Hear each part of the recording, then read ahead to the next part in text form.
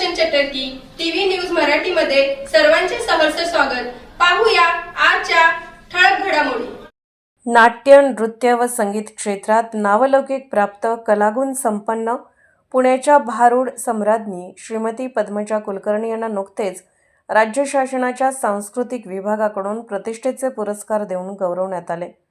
महाराष्ट्र शासन सांस्कृतिक विभागाकडून सन 2024-25 या वर्षीच्या राज्य सांस्कृतिक पुरस्कारांची घोषणा केल्याप्रमाणे कलेच्या विविध क्षेत्रात प्रतिवर्षी नाटक, कंठसंगीत, उपशास्त्रीय संगीत, वाद्यसंगीत, मराठी चित्रपट, कीर्तन, समाज प्रबोधन, तमाशा, शाहिरी, नृत्य, लोककला, आदिवासी गिरिजन, कलादान, प्रयोगात्मक कलेच्या क्षेत्रातील अभ्यासक, लोकनृत्य, लावणी, संगीतवारी, भारूड, विधिनाट्य, वाद्यनिर्मिती, झाडीपट्टी, खडीगम, दशावतार, नमन, खेळे, वही गायन, दुर्मिळ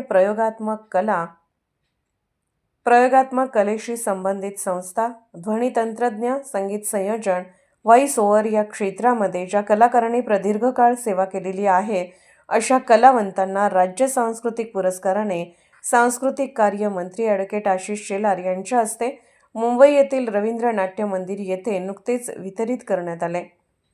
ज्येष्ठ पुरस्कार या नावाने 3 लाख रुपये रोख रक्कम व मानचिन्ह तसेच सन्मानपत्र, शाल असे या पुरस्काराचे स्वरूप आहे। सदरील पुरस्कार हे नुकतेच मुंबई येथे सर्व कलाकारांना सन्मानपूर्वक प्रदान करण्यात आले।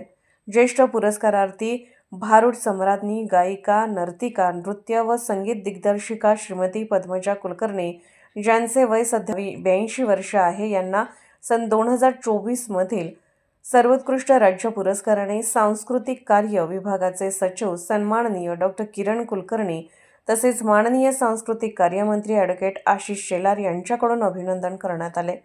याप्रसंगी सौ सुषमा कुलकर्णी, चंदा तिवारी, गायत्री गवांडे व योगिता गायडोळे उपस्थित होत्या।